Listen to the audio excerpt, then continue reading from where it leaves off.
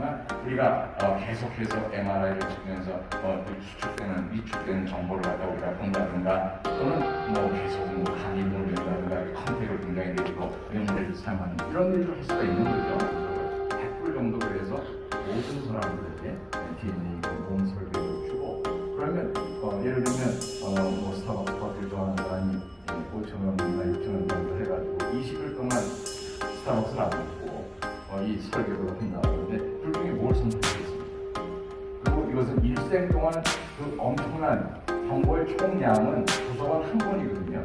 그러니까 1000쪽짜리 그 책을 1000권이 있는 도서관이 여러분들의 그 전체 설계도입니다. 그중에 우리가 중요한 것만 빼가지고 한 장 정도 해서 주지만 평생 동안 알아야 될 거 아니에요. 저희 학생들 중에서 제가 이제 서울대 나온 쪽에 학생들이나 올해 자, 이제 다음 강연 소개해드리도록 할게요. 정두영 유니스트 정보바이오 융합대학 바이오메디컬공학과 부교수님께서 준비를 해주고 계신데요. 디지털 기술을 활용한 정신건강이라는 주제로 강연을 해주시겠습니다. 여러분 큰 박수 맞아주시기 바랍니다.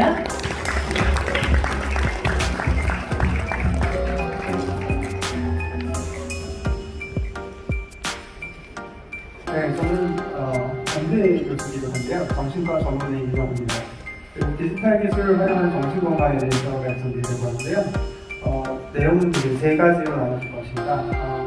앞에 나왔던 얘기랑 좀 다르죠. 제약 얘기 이런 것들이 나왔는데 왜 정신건강에 이런 관심이 가고 이제 시장 어떻게 커져갈 것인가 이런 얘기를 먼저 하고 그 다음에 근데 기존에 어떤 문제가 있는가 그리고 그 다음에 디지털이 어떻게 활용될 것인가 이렇게 세 가지로 나눠서 말씀드리겠습니다. 별 새로운 게 아닙니다. 1990년에도 2010년에도 다른 기관의 순환기계, 내분기계 이런 기관에 대해 내분방, 정신건강 문제가 가장 큰 사회적 부담이 되었는데 2020년대에 지금 더 심하다고 할 수 있습니다. 그런데 특히 우리나라의 경우는 OECD 자살률 본 건데 2021년에 나온 것 같은데 이제 하반세기 OECD 평균입니다. 평균 자살률이 나이대로 했을 때 중간일이면 저렇게 되는데 우리나라는 10대를 제외하고 거의 탑 클래스 수준이죠. 이거는 한 20년 동안 계속 탑 클래스 넘버원 숫자였습니다. 좋은 일이 아닙니다. 그런데 그렇게 힘든 정신적으로 힘든 게 많은 나라에서 정신과나 관련된 프로페셔널을 잘 이용하고 있느냐 이 문제는 왼쪽 그래프 왼쪽을 보시면 2022년도 자료인데 경제 시사 유튜버가 이런 얘기를 합니다. 다른 나라들은 선진국들은 4-50% 정도의 이용률이 있는데 우리나라 10%가 안 되냐 이런 얘기를 하는데요. 이게 우리나라의 문제만 아니라 오른쪽 핀을 보면 이게 2016년에 나온 얘기인데 그거에 30% 넘는다는 것이 문제입니다. 거기다 치료 측면에서 보면 자살률 이게 한국의 우리의 현실이죠. 오른쪽 같은 미국 드라마에서나 볼 수 있는 이런 상담이 굉장히 제한되어 있다. 비싸기도 하고요.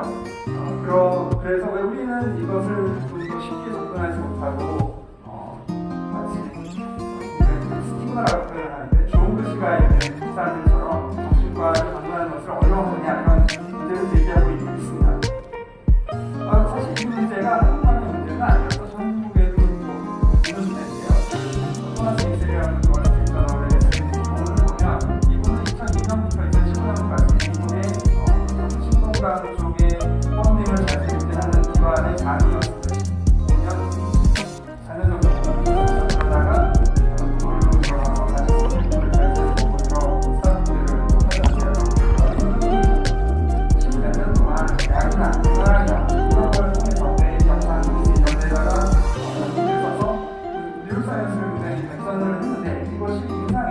환자의 리스크를 다가왔느냐 거기에 굉장한 차이가 있다 이런 이야기를 했습니다. 여전히 약은 중요하죠. 약은 중요한데 그 외에 희망사가 필요한 부분들이 있는데 이것에서 발전을 못하고 있다는 것입니다. 그런데 방금 루시엔을 불과하는 것처럼 디지털 또 환자 사이드에서 참여하는 것 이런 것들이 큰 변화를 이룰 것이니 이때까지의 정신건강 쪽은 헬스케어도 아니고 CK였는데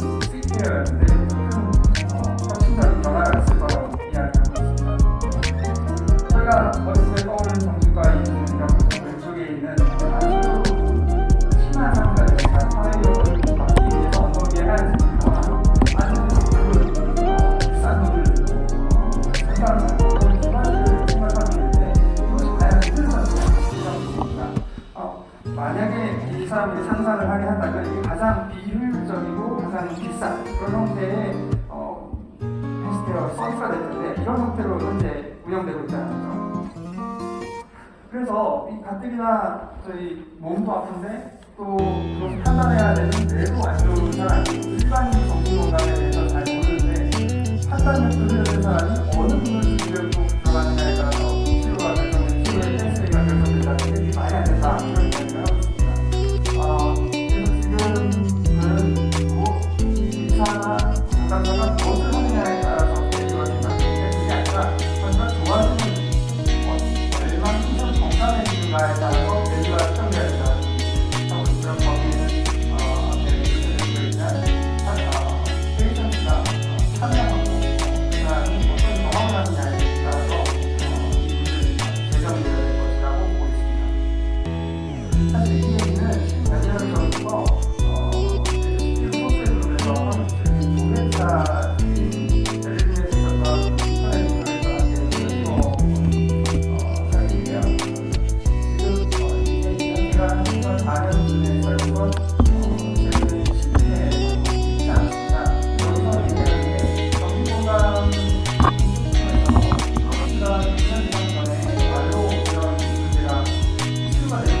이것을 핵심이라고 한 거죠. 그전에는 치료가 되지 않아서 여기를 치료가 안 되고 있어요.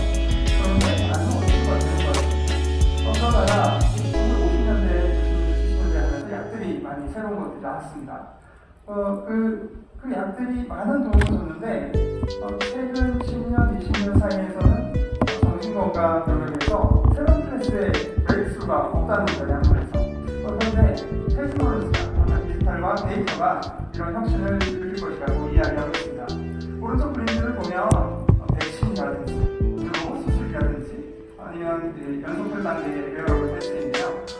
아까 저희 환자가 클로즈 프로 인공세상을 만들었다 이런 얘기가 나왔는데 이렇게 다른 영역에서 거대한 발전이 있는데 정신건강 영역에서 발전이 굉장히 느리다는 거죠. 제가 의대 들어가기 전에 헬스를 졸업하고 의료기계 회사에서 그 동네에서 혈당 측정기를 만드는 회사였어요. 그거를 만들고 소형화시킨 것만 해도 브레이크스루라고 했는데 그거는 지금 20년 된 시간 동안에 굉장히 구경이 되고 있는데 지금은 인공지능까지 나올 정도니까요.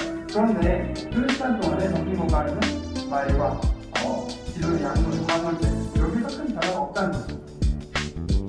그게 어떤 특징인가 하면 골절이나 간염과 같은 질환은 환자 개인의 섹터보다는 골절이나 감염이 있는 사람들이 비슷하게 갈 것입니다. 그 변화와 함께 또 코로나가 있고 그런 사람들 정도는 아니라는 겁니다. 그러니까 인더스트리랑 학계가 같이 콜라보를 해서 환자들이 프라이버시를 지키면서 어떻게 유용하게 쓸 수 있을까 이렇게 생각을 해야 되는데 학계는 좀 늘리고 인더스트리에서는 R&D나 디자인 그런 것들이 강하지만 실제 환자들의 프라이버시 윤리를 지키면서 프로바이드 할 수 있는 것이 잘 안 되고 있다는 거죠. 그렇지만 미국 같은 경우에 이런 변화들이 있었죠. 정신스트레스나 일과를 잘 스케줄링하는 것 이런 것들을 잘 못할 때 느끼는 좌절감 이런 것들을 저희가 먼저 질환 전 단계에서 예방적으로 서비스를 제공할 수 있으면 어떨까 해서 이런 것들을 하고 있고요. 이게 통합되면 같습니다. 예를 들어서 우리 앞에 강연하셨던 서동원 교수님, 저희는 학생 때 은사님이셨는데 기초에 하신 분들께 봐서는 임상약리도 기초예요 이렇게 얘기하고요. 또 이전에 말씀하셨던 우리 정규영 교수님 임상의사 이렇게 임상하시는 분한테 가서는 임상약리도 임상이 됐으니까 이렇게 얘기해요. 그리고 한국으로 들어와서 한국과학기술연구원에서 선임 연구원으로 재직을 하다가 지금은 아시아대학교에 있습니다. 저는 MIT와 칼텍에서 구리 또는 니켈을 충분해서 탄소 결합을 하거나 탄소 질소 결합을 하는 그런 유기 반응 연구를 진행을 했고요. 고등학교 때는 오늘 말씀드린 클릭화학을 이용해서 단백질의 당화를 연구할 수 있는 그런 툴 개발을 진행을 하였습니다. 한국과학기술연구원에서는 저 분야 혁신 항암제 개발 관련된 일을 했고 지금은 비슷한 일을 조금 이어가고 있습니다. 그래서 알츠하이머약 고리아 반응을 개발을 그때 제약을 상세한 말을 많이 들었는데요. 개인별로의 현 주소를 간단히 한번 보시겠습니다. 보시는 것 같이 이제 글로벌 빅파마들의 이제 매출과 이제 우리나라 대형 제약사들의 매출을 이제 비교를 해놓은 표이고요. 보시는 바와 같이 대형 제약사에 비하면 우리나라 제약 시장은 아직 그 매출 규모나 매우 미미한 상황입니다. 그리고 대형 제약사랑 비교할 것까지도 아니고 가까운 이제 일본과만 비교를 해도 우리나라 가장 이제 매출이 높은 유한양행이나 센티론 제약 등과 비교해도 일본의 이제 우리나라 회사들 가격이 20위권이 벗어나게 됩니다. 이 정도로 우리나라 제약 산업 그리고 K바이오가 크게 발전은 해왔지만 아직까지 글로벌 수준에는 크게 미치지 못하고 있는 실정입니다. 근데 이제 이러한 이유들 중에 이제 가장 대표적으로 몇 가지를 뽑아보면은 보시는 바와 같이 이제 여러 가지 신약 개발에 제한점들이 있습니다. 크게는 이제 제도적인 장벽들, 특허라든지 그다음에 FDA 승인 절차들, 그다음에 이제 경제적으로도 매우 높은 R&D 비용들이 투입이 되어야 되고, 문화적으로도 마케팅으로 이제 브랜드 충성심 등이 여러 가지 신약 개발에 제한을 걸고 있습니다. 하지만 이렇게 어려운 상황에서 이제 우리나라의 이런 제약산업 또는 K바이오가 앞서 나가기 위해서는 저희가 벤치마킹을 해야 될 가장 큰 모델 중에 하나는 잘 아시는 모더나가 아닐까 싶습니다. 그래서 보시는 바와 같이 모더나가 이제 코로나 이전에 팬데믹 이전에는 매출 600억이었다가 그 이후에 14조 이상으로 엄청 뛰었습니다. 여러분들이 사람들은 잘 아시리라 생각을 하고 있습니다. 또 현재 그러한 매출 규모뿐만 아니라 그런 그 주식시장에서의 평가 역시도 글로벌 빅파마에 속하는 수준으로 빠른 시간 내에 상승을 하였습니다. 이러한 것은 결과론적으로 보면은 팬데믹이라고 하는 현상 때문에 올라탄 것이긴 하지만 그 이전에 보시는 바와 같이 메신저 RNA 세라피틱스라고 하는 기술들을 오랫동안 개발해왔고, 또한 이렇게 새로운 기술들을 장시간 동안 국가에서 지원을 받아가면서 기술을 개발했기 때문에 이런 팬데믹 상황이라고 하는 기회가 왔을 때 빠른 속도로 올라갈 수 있었던 것이라고 생각을 하고 있습니다. 그럼 이렇게 저희가 일반적인 스탠다드 방법만 가지고 이런 K바이오의 혁신적인 글로벌 빅파마가 우리나라에서 출연을 하기는 저는 쉽지 않은 상황이라고 보고 있습니다. 그렇다면 이런 모더나의 사례와 유사하게 뭔가 새로운 브레이크스루가 있어야지 우리나라 제약 시장이 엄청 뛰어오를 수 있을 거라고 생각을 하고 있습니다. 그런 방법들은 여러 가지가 있을 거로 생각하고 있지만 오늘 제가 소개해드릴 내용은 이런 올가미드라고 하는 새로운 기술들을 활용해서 어떻게 하면 우리나라 신약 개발 또는 제약 시장들이 이런 브레이크스루를 가져올 수 있을까에 대해서 간략히 말씀드리고자 합니다. 그래서 보시는 바와 같이 올가미드를 간단하게 설명드리면 이런 올반 라이크 스트럭처를 3차원으로 구현하는 기술을 의미를 하고요. 보시는 바와 같이 이런 인체 조직이라든지 줄기세포들을 활용해서 체내에서 3차원적으로 이러한 장기를 재현하는 기술이라고 보시면 될 것 같습니다. 보시는 동영상은 이제 장관의의 사례이고요. 보시는 바와 같이 내시경 또는 환자들의 조직들, 수술 검체들을 활용해서 3차원 대학 환경 안에서 오가미드 형태로 만들 수 있습니다. 그래서 이렇게 한 장관들을 모의해서 실질적으로 배양을 하게 되면은 실제 장을 묘사하는 기능, 구조, 세포 구성 등이 만들어지게 됩니다. 그렇기 때문에 이제 오가미드와 유사한 스트럭처라고 해서 오가노이드라고 저희 이제 부르게 되고요. 이러한 형태의 이제 오가노이드는 보시는 바와 같이 다양한 형태의 오가노이드들이 만들어져 있습니다. 그래서 우리가 생각하는 인체의 모든 장기 또는 조직들이 그 수준은 다르지만 다 오가노이드로 만들 수 있다라고 보시면 될 것 같고요. 또한 이제 이런 정상적인 인체 조직 장기뿐만 아니라 인체의 이런 종양 조직들을 활용해서 체내에서 종양을 구현할 수 있는 캔서 오가노이드라고 하는 기술들도 현재 잘 확립이 되어 있습니다. 그래서 이렇게 많은 오가노이드를 앞에서 말씀드렸던 신약 개발에 이제 브레이크스루로 활용할 수 있는 방법을 제가 이제 제안을 드리고자 합니다. 그리고 보시는 바와 같이 크게 보면 오가노이드를 활용할 수 있는 방법은 두 가지입니다. 첫 번째로는 인체와 유사함을 활용해서 약물의 효능 평가 또는 약물의 약효성을 미리 검증하고 임상으로 제거할 수 있다는 방법을 드리는 것이고요. 두 번째로는 오가노이드 자체를 인체에 인식함으로써 재생치료제를 만들어서 새로운 형태의 치료제를 개발할 수 있다는 것입니다. 그래서 두 가지 포커스로 해서 제가 간단히 말씀드리도록 하겠습니다. 먼저 이런 약물 개발을 하는 데 있어서 오가노이드를 활용하면 어떠한 이점들이 있고 어떠한 방향으로 활용할 수 있을지에 대해서 소개를 드리고자 합니다. 보시는 바와 같이 오가노이드를 활용하게 되면 기존의 이런 세포 모델, 동물 모델 또는 인체 시험에 가기 이전에 여러 가지 수준에서 약물 평가를 하게 되는데 이러한 것들이 실제로 이상이 들어가게 되면 상당 부분 실패를 하고 그런 실패들이 어떻게 보면 당연하게 느껴집니다. 근데 이러한 실패들은 결과적으로 우리나라의 대학 산업에 있어서 신학기반 과정에 큰 비용 그리고 시간적인 손실이 나타납니다. 그러면 이러한 효율성을 높일 수 있다고 하면 앞에서 말씀드렸던 다른 대형 대학생들과의 경쟁력에 있어서 더 우월한 모델을 확보할 수 있게 됩니다. 때문에 이제 오가미를 활용할 수 있는 부분들은 아주 얼리 스테이지의 타겟의 발굴부터 시작해서 추후 이제 임상시험에 들어갈 때 어떠한 식의 임상시험에 들어갈지에 대한 마우스에서의 개발 여러 가지 과목들은 사람도 많이 다르거든요. 이런 부분들을 오가미를 활용하게 되면 새로운 팬데믹에 입장하거나 새로운 발전을 진행할 때 오가미를 훨씬 더 빠른 시간대로 할 수 있을 것으로 보고 있습니다. 또 보시는 바와 같이 이런 일반적인 엔지니어에 있는 사람들이 특히 또 영상 시험이 꼭 하는 계열입니다.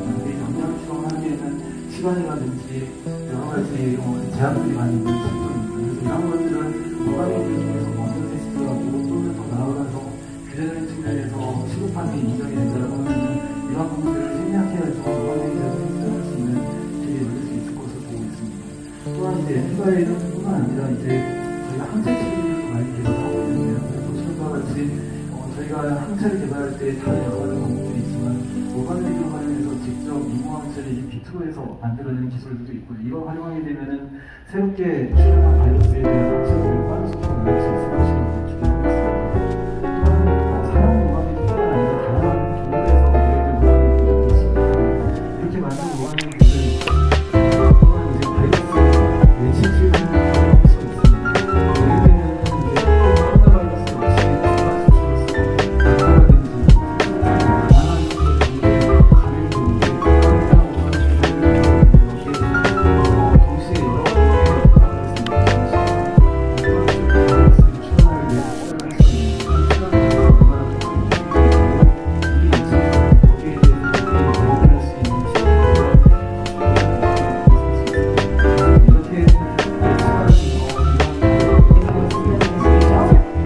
전달 기술에 대해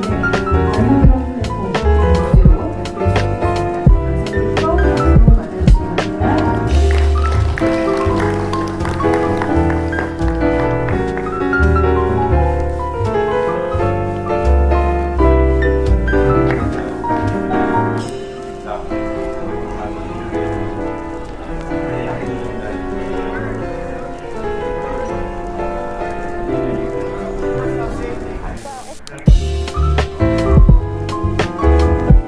감사드리고 박수로 맞아주시기 바랍니다.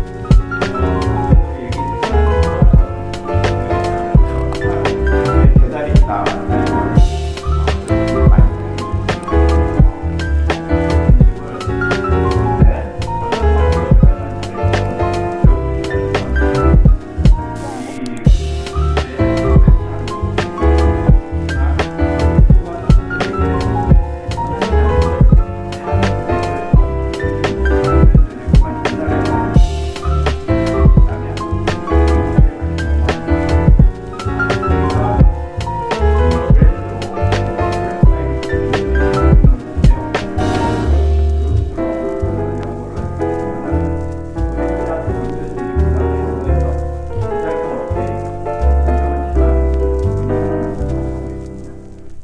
이 바이오드론 기술에는 크게 세 가지의 요소 기술이 있는데요. 아까 말씀드린 것처럼 생산성이 우수한데 그 우수한 생산성을 대량으로 생산할 수 있는 그 이제 생산 기술, 생산 공정 기술이 되겠습니다. 그 생산 공정 기술을 MD민에서는 압출 공정으로 그걸 구현하고 있고 그런 익스트루드 테크놀로지를 개발을 했습니다. 두 번째는 원하는 조직으로 잘 가야 되겠죠. 다른 조직으로 가지 않고 아주 약이라는 게 원래 이게 어떻게 보면 독성이 있는 물질이잖아요. 이 세포를 죽이는 그런 물질인데 그거를 원하는 것처럼 잘 가서 효과를 내고 마지막으로는 내가 보내고자 약물을 좀 잘 탑재해야 되는데 여전히 유전자, mRNA나 이런 큰 유전자를 이 남입장으로 집어넣어서 탑재하는 것은 굉장한 허들이 있습니다. 아직까지도 전 세계적으로 상당한 그 기술 개발이 이루어지고 있지만 아직도 원하는 수준까지 가지 못한 그런 측면이 있는데요. 이렇게 원하는 약물을 잘 탑재하는 이 세 가지 요소 기술에 대해서 저희가 상당한 지금 기술력을 확보하고 있습니다. 그래서 이 기술이 타겟하는 시장, 목표 시장이 세포의 원료 세포의 종류에 따라서 세포 치료제를 줄기세포 같은 세포 치료제가 갖는 특성을 나무 입자화해서 나무 입자로서 그 줄기세포의 특성을 유지하게 해서 치료제를 개발하는 그런 세포 치료제의 다음 세대. 그것은 셀 서라피에서 셀 프리 서라피로 살아있는 세포를 이용하는 것이 아니라 살아있는 세포의 특성은 그대로 유지하되 살고 죽고의 문제가 아닌 세포가 아닌 나무 입자로 치료제를 개발하는 시장이 되겠습니다. 또한 시장은 아까 말씀드린 것처럼 유전자를 탑재하거나 담느끼를 탑재하거나 혹은 저분자 합성 의약품들을 탑재해서 원하는 약을 탑재해서 원하는 곳으로 보내는 약물 스마트 드럭 딜리버리 마켓이 되겠습니다. 이 두 큰 시장을 목표로 저희 약물 전달체를 개발하고 있습니다. 현재 개발하고 있는 프로그램이 굉장히 많은데요. 저희는 비즈니스 모델이 임상까지 가지 않고 저희가 이렇게 개발한 약물 전달 기술이 신약을 개발하는 기업들의 사용이 돼서 임상을 갈 수 있도록 해주는 그런 DDS 솔루션 프로바이더 역할을 하고 있습니다. 그래서 저희가 개발하는 것은 동물 실험까지 효과가 있는 것을 입증하는 그런 프로젝트인데요. 위에 6개는 말씀드린 세포를 그대로 나무 입자로 전환해서 치료제 개발하는 프로젝트들이고요. 그다음 밑에 6개는 유전자를 그런 약물을 탑재해서 질병을 치료하는 그런 걸 이제 동물에서 확인하는 그런 프로젝트들이 되겠습니다. 저희가 회사가 7년 됐는데요. 7년 동안 글로벌 파트너를 위해서 많은 이제 애를 써왔습니다. 그래서 많은 대학이나 기업들과 협력하고 있고 이미 작은 규모지만 세 개의 기업과 라이센싱하고 계약해서 저희 이 압출 기술이 나노 입자 전환 기술이 신약 개발에 지금 활용이 되고 있습니다. 사실 작은 기업들은 큰 기업과 달리 충분한 인력 자원이나 또 자금을 갖고 있지는 않습니다. 그래서 벤처 기업들이 신약을 개발하는 데 있어서의 혁신이라는 것은 사실 조직 문화도 중요하고 오픈 이노베이션은 작은 기업에 맡겨 어떻게 할 것인가 이런 게 중요한 것 같습니다. 저희는 바이오드론 어워드라고 해서 작은 기업이지만 저희가 연구비를 일부 지원하면서 대학이라든지 연구기관에서 좋은 아이디어가 있을 때 혁신적인 아이디어를 좀 1년 동안 연구할 수 있는 그런 연구 과제 공모전도 하고 있습니다. 올해가 3번째입니다. 그리고 내부적으로도 우리 MD민의 일자리법 이런 것들을 만들어서 우리 직원들이 좀 혁신적인 마인드로 일할 수 있도록 그렇게 기업 문화를, 조직 문화를 만들어가고 있습니다. 그리고 저희 압출 공정 기술은 저희만 하는 것이 아니라 이미 이제 오픈되어 있기 때문에 특허는 저희가 보유하고 있지만 전 세계 많은 연구 그룹들이 이 압출 기술을 이용해서 만든 이 나노 입자가 어떤 특성이 있고 어떤 치료 능력이 있는지 이런 것들을 발표한 논문들이 현재 많이 나오고 있습니다. 마지막으로 저희 엑소점 산업협의회 국내 2년 전에 설립이 됐는데요. 말씀드린 국내 약 30여 개의 엑소점 기업들이 이제 모인 협의체입니다. 엑소점 산업이라는 것은 아직 야구로서는 활성화되지 않기 때문에 이 초기 단계 그렇지만 첨단 기술을 어떻게 잘 개발해서 이 산업을 육성할 것인가에 대한 고민들을 많이 하고 있습니다. 저희 회원사들의 한번 설문조사를 해서 어떤 파이프라인들을 개발하고 있는지를 한번 이렇게 좀 정리한 적이 있습니다. 전체 53개의 파이프라인 중에 약 60% 정도는 그 엔지니어링된 그런 엑소점을 이용하는 것이고 그냥 세포가 분비하는 자연적인 엑소점 자체를 이용하는 파이프라인도 많이 있습니다. 세포의 종류에 따라서 다른데요. 줄기세포를 이용하는 게 아무래도 지금은 굉장히 많고 그 외에 면역세포나 또 세포줄 그리고 미생물을 이용한 엑소점 치료제 개발도 활성화가 이루어지고 있습니다. 그리고 치료제 분야로 보면 자가면역 질환과 항암제에 많은 프로젝트들이 집중되어 있습니다. 저희 회원사들이 업력들이 사실 대부분 한 6, 7년 이내인데요. 그동안 이 비즈니스를 통해서 많은 협력과 콜라보레이션 그리고 라이센싱들이 이루어지는 것을 알 수 있습니다. 마지막으로 국내 엑소점 기업들 중에서 올해부터 임상에 진입하는 그런 기업들이 나오기 시작했습니다. 일리아스 바이오로직스가 올 초 4월에 호주에서 임상 1상 승인을 받았고요. 그다음에 엑소스템텍이라는 회사가 4월에 역시 국내에서 임상 1상 신청을 했고, 그다음에 최근에는 그래소젠이라는 또 엑스트림 기업이 미국에서 아토피 치료제로 임상 1상 승인을 받고 임상을 준비 중에 있습니다. 그래서 국내에 이 업력이 오래되지는 않았지만 이 엑스트림 기업들이 이 산업이 활성화되고 주목받으면서 해외에 임상 시험까지 지금 성공적으로 진입을 하고 있고, 앞으로 임상을 통해서 좋은 결과들이 나올 걸로 기대하고 있습니다. 이 마지막 장인데요, 저희 회사의 연구소에 이제 들어갈 때 입구의 사진입니다.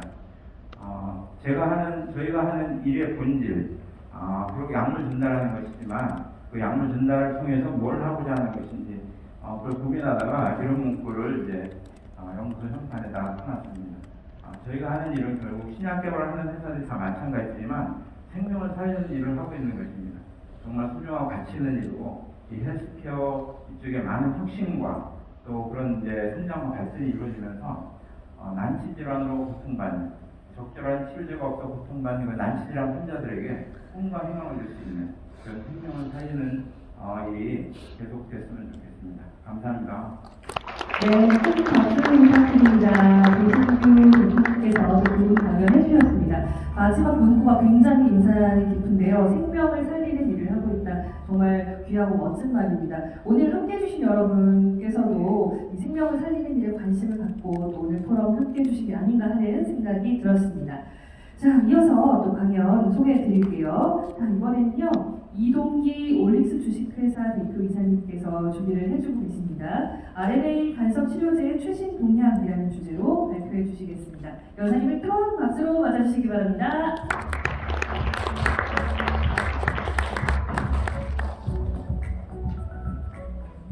네, 안녕하세요. 이동기입니다.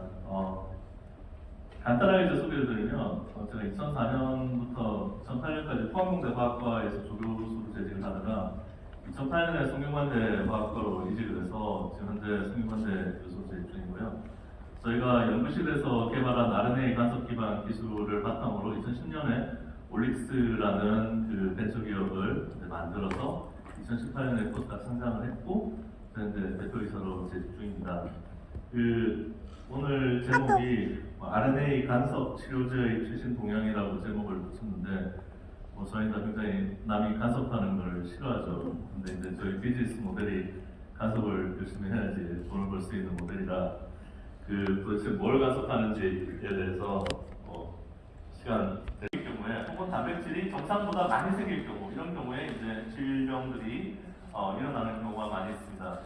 소위 우리가 1세대 신약 플랫폼이라고 한다면 스몰 몰리큘, 저분자 화합물을 얘기할 수 있고, 2세대 의약품은 단백질 치료제, 그 중에서도 항체 치료제가 굉장히 지금 그 각광을 받고 있는데, 이러한 저분자 화합물이나 항체 치료제의 경우에는 이미 만들어진 단백질을 작용을 해서 그 활성을 억제함으로써 이제 약물의 효과를 내게 됩니다.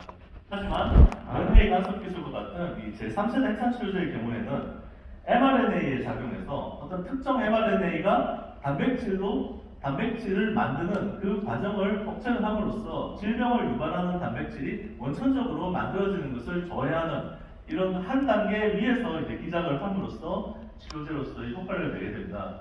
그래서 여기 올리고 핵산 치료제라고 이제 얘기를 하고 있는데, 올리고라는 말은 짧은 한 우리가 보통 얘기하면 50개 이하의 용기로 구성된 그런 그 모노머로 구성된 물질들을 올리고뭐라고 하는데, 그래서 이런 짧은 DNA나 RNA로 이루어진 올리고 핵산 물질이 특정한 mRNA에 작용함으로써 유전자의 발현을 억제하는 그런 그 기작으로 이해를 하시면 될 것 같습니다.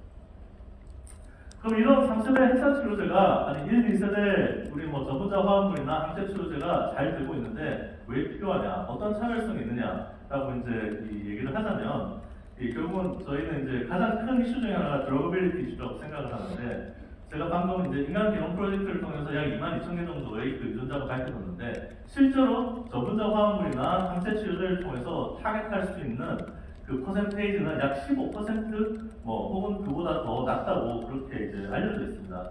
그 이유는 우리가 케미칼 드럭, 저분자 화합물 같은 경우에는 우리가 타겟으로 하는 단백질이 이미 이 스몰 몰레큘이 결합할 수 있는 그런 포켓형의 구조를 가지고 있을 때, 그래서 가장 여러분이 잘 아시는 게 뭐 카이네이즈 인히비터 같은 경우는 이미 ATP 바인딩 파켓이 있을 때 이제 그곳을 공략하는 그 스몰 몰레큘을 만듦으로써 이제 저희 효과를 내게 되고, 아니면 뭐 칼슘 채널, 아이온 채널이라든지 혹은 뭐 G 프로테인 커플드 리셉터라든지 이미 스몰 몰레큘 저번저 화합물과 결합할 수 있는 그런 구조를 가지고 있는 경우에 굉장히 신약 개발이 잘 되고, 그렇지 않은 경우에는 상당히 어려운 것을 다 알고 계실 겁니다. 마찬가지로 항체의 경우에는 이 항체가 이 사이즈가 크고 세포 안으로 잘 들어가지 못하기 때문에, 그래서 요즘에 항체를 세포 안으로 이제 집어넣으려는 그런 시도를 많이 하고 있습니다만, 그래서 이런 경우에는 세포막에 존재하는 단백질이라든지 혹은 세포 밖에 떠다니는 단백질을 표적으로 주로 하고 있습니다. 하지만 우리 이 핵산치료제, 우리 siRNA와 핵산치료제의 경우에는 어차피 타겟이 mRNA이기 때문에 세포 안으로 들어가서 이제 mRNA를 타겟해야 되는데, mRNA는 구조를 가지고 있는 것이 아니라 염기서열, 알파벳만 다르기 때문에 이론적으로 우리가 22,000개의 모든 유전자를 우리 타겟으로 이제 공략할 수 있다는 것이 가장 큰 차별점이 된다고 생각합니다. 그래서 이런 그 3세대 핵산치료제 기술 중에서도 RNA 간섭, RNA 인터피어런스 혹은 RNAi라고 얘기하는데, 이 RNA 간섭 기술은 이 핵산치료제 기술 중에서 가장 효율적으로 우리가 표적하는 유전자의 발현을 억제함으로 하는 것이 알려져 있고, 또 이를 이용해서 우리가 다양한 그 난치병에 대한 그 치료제를 개발을 할 수가 있습니다. 그래서 제가 오늘 많은 그림을 보여드리지는 않을 거고요. 여기 보시는 것처럼 그 짧은 그 두 가닥의 RNA가 이제 이중 나선을 이루는, 그래서 우리가 siRNA, Small Interfering RNA라고 얘기를 하는데, 이런 간섭 물질을 세포 내로 넣어줌으로써 우리가 표적으로 하는 mRNA로부터의 유전자 발현을 억제할 수 있습니다. 그래서 이 현상은 원래 세포 내에 존재하는 현상이고요. 그래서 1998년에 이 파이오와 멜로 두 교수님이 발견을 했고, 8년 만인 2006년에 노벨 생리의학상을 수상하였습니다. 그래서 이제 저런 siRNA를 세포 내로 집어넣게 되면, 저 siRNA는 원래 두 가닥으로 이루어져 있지만 그 리스크라고 하는 단백질 복합체와 만난 다음에 한 가닥을 버리고 나머지 한 가닥을 가지고 자기 염기서열, 자기 알파벳과 상호적인 서열을 가지는 mRNA를 찾아가서 그 mRNA를 절단함으로써 단백질을 만들어지지 못하게 하고, 이 과정을 계속 반복함으로써 굉장히 소량의 siRNA를 가지고도 아주 높은 그리고 장기간의 표적 유전자 발현 억제를 유도할 수가 있게 되는 것입니다. 그래서 이 현상이 발견되고 바로 당연히 이것을 이용해서 우리가 신약을 만들 수 있겠구나라는 생각을 하게 되었고, 2001년에 미국에서 엔나이람이라고 하는 그 생명과학 회사가 탄생을 함으로써 RNAi 치료제의 역사가 시작이 되게 되고, 뒤에 뭐 자세히 말씀드리겠습니다만 현재 오늘 기준으로 5종의 그 RNAi 치료제가 FDA 승인을 받은 상태입니다.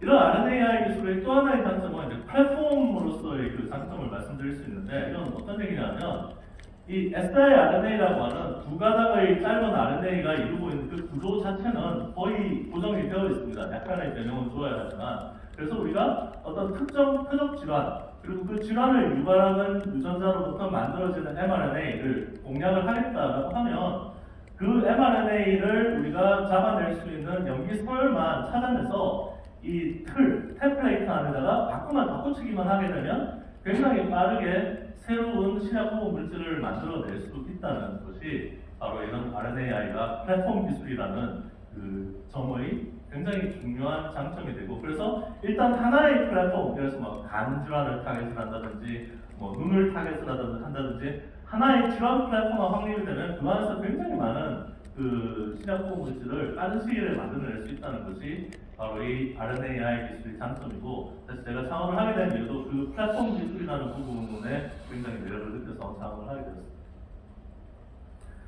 근데 이제 이 RNAi 기술이 사실은 이 성장하는 과정은 굉장히 많은 부침이 있었습니다. 그래서 제가 이제 이 가트너스 하이프 사이클이 정확하게 들어맞는 이 기술 분야가 RNAi라고 생각하는데, 이 가트너의 하이프 사이클은 뭐 저보다 더 잘 아는 분도 계시겠지만, 어떤 새로운 그 이노베이티브 테크놀로지가 나왔을 때 그 테크놀로지가 이 시장에 안착하는 동안의 과정을 잘 설명을 하고 있습니다. 그래서 처음에 어떤 테크놀로지가 나온 다음에 그 테크놀로지가 정말 세상을 바꿀 미래를 열 테크놀로지로 기술로서 굉장히 각광을 받게 되고, 그래서 X축은 시간이고 Y축은 이제 그 회사의 주가라고 부를 수도 있고 그 기술에 대한 기대감이라고 할 수 있는데, 그래서 이거 이제 버블이 끼다가 근데 막상 우리가 개발을 해보니까 여러 가지 기술적 난제들이 있어. 그래서 이건 아닌가 보다 하면서 이제 사람들이 떠나가게 되고 이제 실망을 하게 되는데, 그럼에도 불구하고 그 업계에서 그 기술 분야에서 몇 그룹의 계속적으로 이제 기술을 개량하고 이노베이션하는 그룹들을 통해서 이제 기술이 검증이 되고 이제 안정화가 된다, 뭐 이런 이제 내용으로 저는 일을 하고 있는데, 이 RNAi 치료제가 이 항체 치료제와 굉장히 유사한 이런 그 하이프 사이클을 따라가는 것을 저희가 이제 알 수가 있었습니다. 그래서 항체 치료제는 1975년에 이제 하이브리도마 기술이 개발이 되면서부터 출발을 했고, 또 아주 비슷한 시기에 또 노벨상을 탔고, 그런데 이제 만들어 보니까 이게 이제 뭐 여러 가지 기술적인 이슈들, 뭐 fully humanized antibodies를 쓰지 않아서 생기는 뭐 이 immune response의 문제라든지 여러 가지 문제 때문에 이제 이 나락으로 빠지다가 결국은 그런 기술적인 난제들을 해결을 하면서 이제 뭐 허스테틴이라든지 뭐 리투산이라든지 다양한 항체 치료제가 블록버스터 치료제가 나오면서 이제 현재 뭐 수백 조의 시장을 가지는 그런 치료제 분야로 성장을 하게 되었죠. RNAI도 보시면 1998년에 이제 현상이 발견되고 8년 만에 2006년에 노벨상을 타게 된다. 저 때가 RNAI 분야에 뭐 거의 거품이 낄 만큼 끼었던 그런 상태라고 생각을 하는데, 그 이후에 여러 가지 치료제들이 신약 개발에서 실패를 하고 또 기술적인 난제들이 발견이 되면서 결국은 빅파마들이 다 떠나가는 2010년 초반에 이제 그런 이제 이 바닥을 기다가 결국은 엘라이랑과 같은 선도 기업들이 계속적인 기술 혁신과 노력을 통해서 현재의 상태로 오게 됐다라고 생각을 하고요. 그래서 뭐 이 항체 치료제의 경우에는 현재 한 146 빌리언 2020년에 마켓을 가지고 있고 2030년에는 거의 뭐 400 빌리언에 가까운 그런 마켓으로 성장할 것이라고 예상을 하고 있습니다. 이 RNAi 같은 경우에는 아직까지 시장이 작죠. 현재 나와 있는 치료제도 몇 개 안 되고 또 그 중에 대부분의 희귀 질환에 대한 그 치료제이기 때문에, 그래서 현재 밸류 이 시장은 크지 않지만 저는 이 항체 치료제와 굉장히 유사한 이 패스를 통해서 상당히 큰 그런 앞으로 그 시장성을 가지는 그런 분야가 될 것이라고 확신을 하고 있습니다.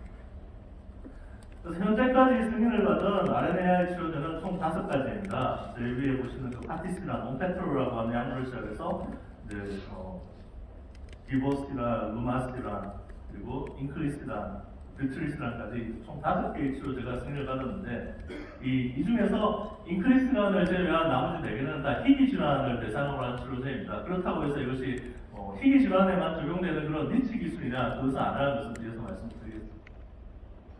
그리고 글로벌하게는 이 RNAi 소위 이 퓨어 플레이, 제가 퓨어 플레이, RNAi 플레이라고 얘기하는 그런 회사들이 사실 많지 않습니다. 왜냐하면은 초기에는 현재 크리스퍼 캐스9처럼 특허 이슈가 굉장히 컸었기 때문에 엘라이럼이 계속 소송을 걸고 다른 회사들이 진입을 하지 못하게 막았었기 때문에 자기 독자적인 특허를 가지고 있는 회사만이 이제 2000년대 초 중반부터 플레이를 할 수 있었고, 그리고 여기 이제 나와 있는 5개의 회사가 저희 올릭스도 포함을 제가 시켰습니다만 2000년대부터 시작을 해서 어쨌든 RNAi만 이제 하고 있는 회사이고, 그리고 글로벌 라이센싱의 그 레코드가 있는 그런 한 5개 정도의 회사가 있다고 말씀을 드릴 수 있고, 이것은 당연히 가장 선도적인 회사는 엘라이럼입니다. 왜냐하면 저 5개의 치료제 모두가 엘라이럼이 개발을 한 것이기 때문에.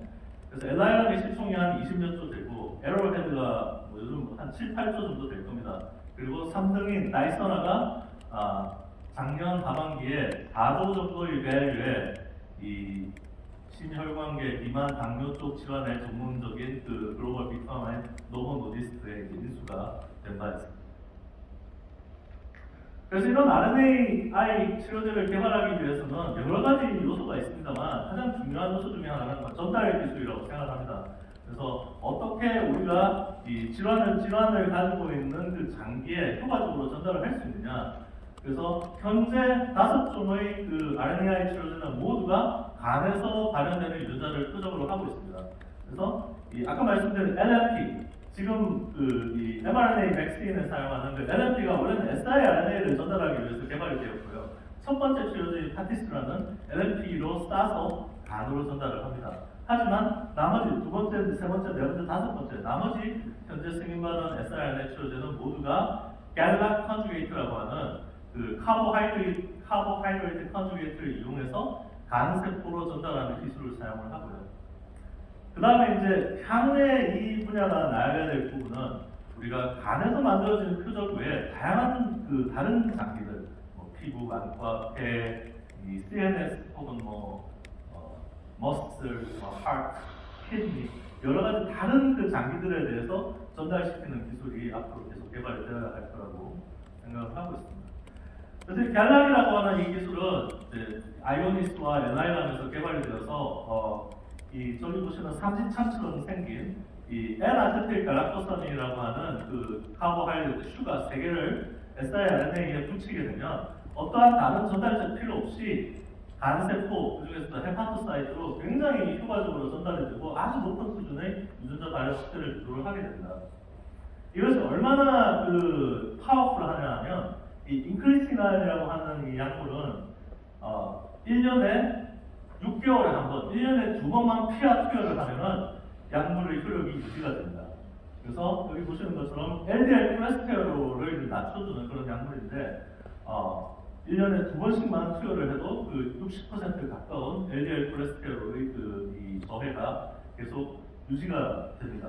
그래서 이 PCSK9이라는 타겟을 하고 있는데 사실 이 타겟에 대한 항체가 나와 있습니다. 그런데 이 항체는 한 달에 한 번 혹은 한 달에 2번 이제 주사를 해야 되는데 이런 siRNA 이 치료제의 경우에 훨씬 이 less frequent dosing으로 훨씬 더 좋은 효력을 낼 수 있기 때문에 현재 이 약물은 엔라이람에서 개발을 해서 메디신스 컴퍼니라는 회사가 기술 이전을 해간 다음에 노바티스가 메디신스 컴퍼니를 10조에 인수를 해서 노바티스 약물에 대해서 승인을 받았는데 향후에 블록버스터가 될 것으로 다들 예상을 하고 있습니다. 그래서 저희 올릭스도 이런 이 갤락 기술을 저희 독자적인 이 엔라이람이 가지고 있는 특허를 회피할 수 있는 저희 나름대로의 갤락 기술을 개발해냈고 그리고 저희가 내부적으로 테스트했을 때 충분히 경쟁력이 있는 그런 효력을 확보를 해서 이제 B형 간염 바이러스 치료제라든지 당뇨, 내시와 같은 다양한 대사성 질환에 대한 치료제를 개발 중이고요. 현재 저희가 가장 좀 기대를 많이 하고 있는 이 프로그램은 비알코올성 지방 간염, 이 내시 치료제인데 이 프로그램 같은 경우에는 타겟이 원래 이제 GWAS라고 해서 인간 유전체로부터 이제 이 검증을 받은 이제 이런 간질환에 좋은 타겟으로 알려진 타겟을 저희가 선정을 해서 우리 siRNA를 만들고 다양한 동물 실험, 최근에는 저희가 이 원숭이의 내시 모델에서 지방간 수준을 정상까지 떨어뜨리는 이제 그런 결과를 얻어서 내년에 임상을 들어가기 위해서 준비하고 있습니다.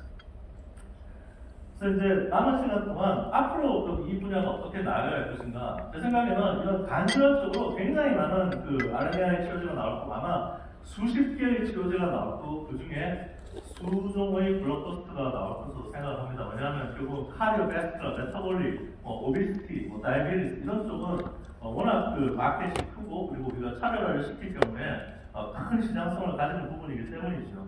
근데 앞으로는 이제 이 간 조직을 넘어서서 더 다양한 조직에 대해서 효과적으로 전달할 수 있는 전달 기술의 개발이 필요하고 그럼으로써 이제 RNAi 치료제 기술이 확장될 것으로 생각합니다.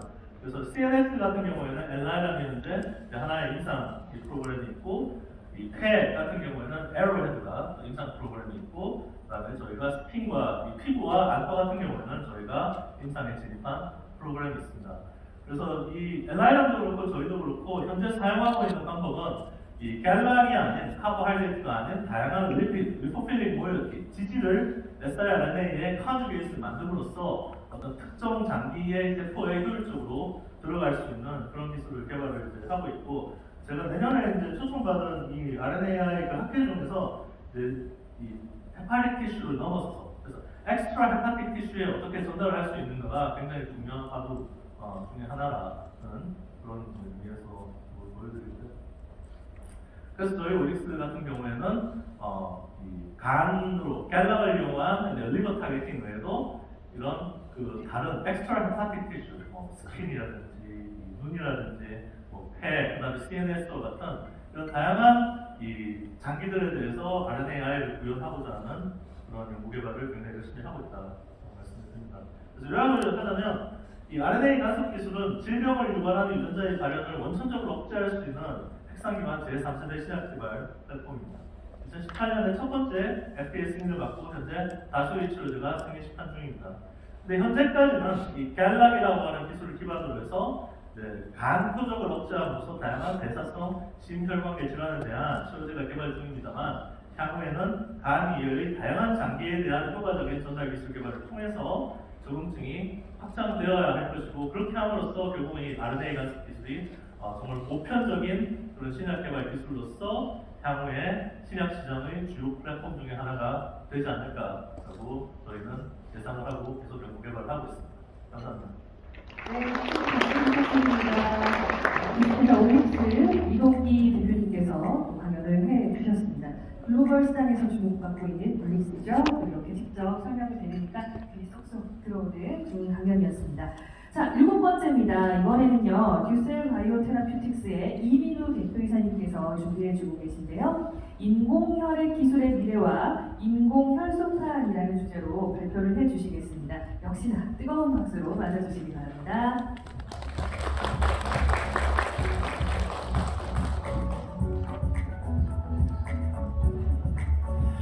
네, 소개 감사드립니다. 네, 안녕하세요. 이민우입니다. 네, 오늘 제가 말씀드릴 내용은 인공혈액의 기술과 이제 앞으로의 발전 가능성, 그리고 오늘 저는 특히 인공혈액 중에서도 인공혈소탄에 대해서 좀 말씀을 드려보려고 하고 있습니다. 네, 순서는 이렇게 되고요. 사실 이제 인공혈액이라는 부분이 이제 주목받기 시작한 거는 최근에 코비드-19이라든지 이제 노령화 사회에 의한 이 혈액 수급이 점점 어려워지다 보니까 새로운 혈액 대체제로서 어떤 과학적인 기여도를 많이 요구를 하고 있는 상황입니다. 특히 작년 1월 같은 경우에는 미 정신자사에서 창사 이래 처음으로 혈액 공급 부족 위기를 선언을 할 정도로 최근에 혈액이 헌혈을 통한 혈액 수급이 굉장히 어려워지고 있는 상황입니다. 사실 인류는 이 혈액 대체제를 찾기 위해서 굉장히 오랫동안 연구를 해오고 있는 상황입니다. 특히 이제 17세기에는 이제 그 현대 의학에 대한 지식이 그렇게 널리 알려져 있지 않고 많은 연구가 되어 있지 않았기 때문에 수혈을 하기 위해서 양의 피라든지 말, 개의 피를 이용해서 사람한테 수혈을 하는 연구가 진행이 됐었고요. 그 이외에도 맥주라든지 와인을 실제로 사람한테 수혈을 하면서 수혈 대체제로서 이제 찾기도 했었습니다. 그리고 본격적으로 인류가 이 혈액 대체제, 즉 혈액에 대한 이해도를 높일 수 있었던 것은 20세기의 란트 슈타이거 박사에 의해서 ABO 타입의 혈액형이 이제 알려지면서 이 수혈에 대한 정립이 되게 되었습니다. 그리고 이 수혈에 대한 의학적인 지식은 1차 세계대전과 2차 세계대전을 겪으면서 많은 환자들, 많은 부상자들의 혈액을 공급하기 위해서 많은 연구가 이루어지면서 현재 우리가 수혈이라고 하는 기본 정립이 되었다고 볼 수가 있습니다. 그러면 이 혈액 대체제가 최근에 와서 조금 더 많은 연구가 이루어지게 된 계기는 바로 이 CRISPR-Cas9이라는 유전자 편집 기술과 유도만능 줄기세포라는 iPSC의 발견으로 인해서 이 인공 혈액에 대한 연구를 저희가 한 발자국 더 앞서 나갈 수가 있게 되었습니다.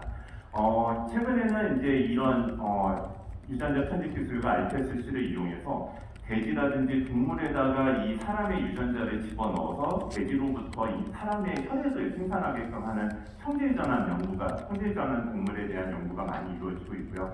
또 하나는 줄기세포로부터 체외에서 분할 유도를 함으로써 이 적혈과 혈소탄을 생산하는 연구가 많이 진행이 되고 있는 상황입니다. 사실 그러면 혈액에 대해서 우선 간단하게 좀 말씀을 드리겠습니다. 혈액은 크게 4가지 구성 성분으로 이루어지고 있습니다. 그 중에서 하나가 이제 혈장, 혈소탄, 백혈구, 적혈구 이렇게 4가지 구성 성분으로 이루어지고 있는데요. 특히 혈장 같은 경우는 이제 우리 몸을 이루는 혈액 중에 55%를 차지하고 있고 그 중에서 90%는 물입니다. 그리고 나머지 10%는 여러 가지 생장 호르몬의 집합체이고요. 그 다음에 백혈구 같은 경우는 아시다시피 여러 면역 세포들의 총 집합을 저희가 백혈구라고 부르고 있습니다. 그래서 혈액 중에서 단일 혈구 세포로서 분류할 수 있는 것은 이 혈소판과 적혈구고요. 오늘 제가 주로 말씀드리게 되는 이 혈소판은 인체 내에서 이 혈액을 응고시키는 가장 중요한 인자로 알려져 있습니다. 그래서 이 혈소판 개발이 왜 중요하냐면 이 많은 환자들이 그러니까 출혈을 동반을 하는 수술을 하게 되는 환자들의 경우에 출혈이 일어나면 자연스럽게 혈액형을 통해서 적혈구라든지 혈액을 공급을 해주게 되지만 기본적으로 이 혈소판 수치가 낮아져 있으면 지혈작용이 일어나지 않기 때문에 혈액이 멈추지 않게 되고 그로 인해서 예후라든지 수술 후의 예후라든지 환자의 생존에 큰 영향을 미치게 됩니다. 그래서 많은 외과 의사분들이라든지 수술을 동반하는 의사분들은 이 혈소판 패드에 하나를 더 붙이면서 안정적인 혈소판 수치를 인체 내에서 유지하게끔 하는 수술법을 활용을 하고 있고요. 그 외에도 이제 뭐 많은 이제 그 문제점들이 이제 헌혈을 통해서 저희가 수혈을 받다 보면 이 헌혈을 통한 피 안에 여러 가지 감염성 인자에 대해서 수혈받은 환자들 또한 그런 감염성 질환에 시달릴 수가 있습니다. 그런 위험성이 있기 때문에 이런 인공 혈소판을 만듦으로써 안정적으로 환자들한테 혈소판을 제공해 주는 게 또 하나의 중요한 이슈가 되고 있습니다. 사실 이제 국내에서의 혈소판 보유 현황에 대해서는 국내 이제 적십자사에서 이렇게 매일매일 업데이트를 하고 있습니다. 특히 이제 여기 보시면 각 혈액형별로 이제 보유량과 이렇게 보유 상태를 이제 구분을 해놓고 있는데요. 채 이틀이 되지 않고 있습니다. 여기 한 달 동안의 기간을 보면 적십자사에서 발표한 걸 보면 제가 11월 3일자 기준으로 이 데이터를 받아왔는데 거기서 보면 9,000 유닛이 돼야지 이틀을 안정적으로 보유할 수 있는 양이지만 채 이틀을 보유하지 못할 만큼 혈액 수급에 조금 리스크가 있는 상황입니다. 그리고 많은 환자들 중에서도 특히 보시다시피 백혈병 환자들이 이 혈소판 수급을 받기를 못해서 많은 어려움이 처해 있는데요. 그 이유가 뭐냐면 항암 치료를 받는 환자들, 특히 방사선 치료라든지 케미컬 화학요법에 의한 암 치료를 받는 환자들의 경우에는 이 골수가 망가지면서 골수에서 만들어지는 여러 가지 혈액세포들, 특히 혈소판의 수치가 감소하게 됩니다. 그러다 보니까 이 항암 치료를 받기 위해서는 안정적으로 혈소판 수요를 주기적으로 받아야 되는데 현재 그 양이 충분치 않다 보니까 이 많은 환자 또는 환자분의 가족들이 직접 SNS라든지 이런 데 알리면서 지정 혼혈을 호소하고 있는 상황입니다. 그만큼 이 혈소판의 수급에 대한 여러 가지 어려움들이 있는 현실이고요.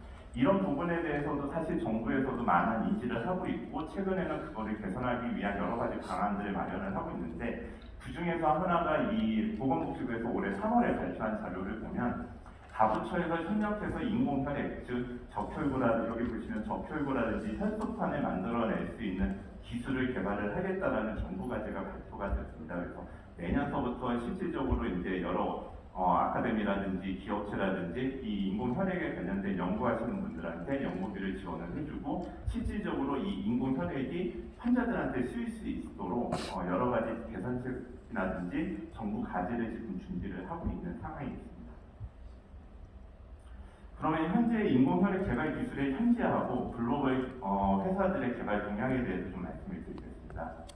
사실 먼저 좀 기술에 대해서 말씀을 드리면 이 아까 말씀드렸듯이 혈소판은 골수에서 만들어지게 됩니다. 그래서 골수에서 이렇게 거액세포라는 혈소판 정부세포가 이렇게 크게 만들어지면 그게 이제 혈액 속으로 이렇게 혈소판을 뿜어내면서 이제 혈소판이 만들어지게 되는데 골수에는 우리가 알고 있듯이 이제 조혈모세포라는 줄기세포가 있습니다.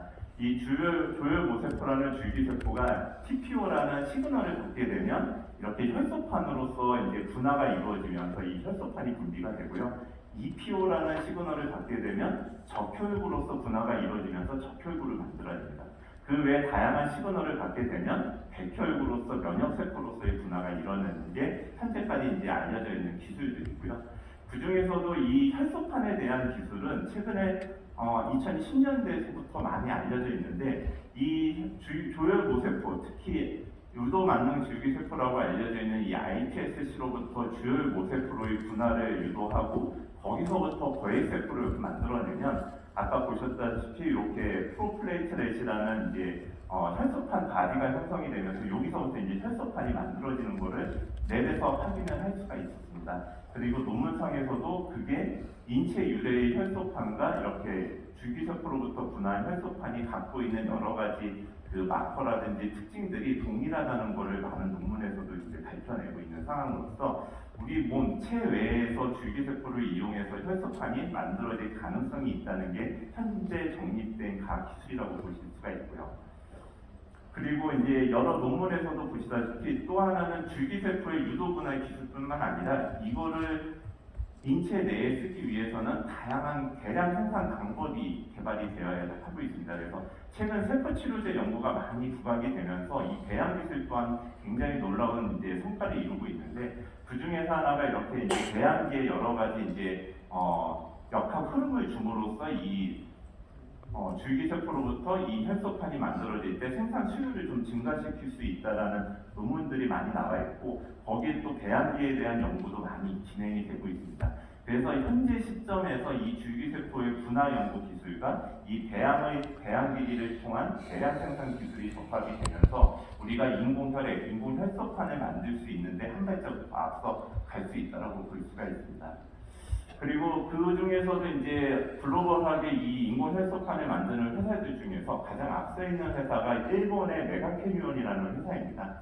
이 메가캐니온이라는 회사는 이제 창업자가 교토대 교수님이 이제 창업을 하셨는데 교토대는 이 유도 막는 줄기 세포에 대한 기술을 갖고 있는 회사였습니다. 그래서 그러다 보니까 이 유도 막는 줄기 세포로부터 인공혈소판을 만들어내는 여러 가지 이제 분할 기술에 대한 노하우를 갖고 있었고요. 그로 인해서 이제 이 혈소판을 만드는 세포주를 확립을 하고 작년 4월에 일본 내에서 임상시험 신청을 해서 승인을 받고 올해 6월에 첫 환자에 대해서 투여한 결과를 발표를 했습니다. 그래서 여기 투여 발표 내용에 보면 이제 인체 유래 이제 환자들한테 인체 외에서 만든 인공 혈소판을 투여를 해줄 때 그 안정성이 입증이 됐다라고 얘기를 하고 있고요. 그리고 여기서 이제 한 가지 더 얘기하는 거는 이 줄기세포로부터 만든 혈소판이 인체 유래의 혈소판하고 동등하고 그 기능이나 안정성이 문제가 없으면 증명이 됐지만 아직까지 대량으로 많은 환자들한테 투여할 정도의 대량 생산 기술을 확보를 하지 못해서 그거를 더 수율을 높이는 작업을 하겠다라고 얘기를 하고 있습니다. 그리고 일본뿐만 아니라 미국에서도 이 플레이트렛 바이오라든지 하이마 세라피틱스라는 이제 이 회사들이 인공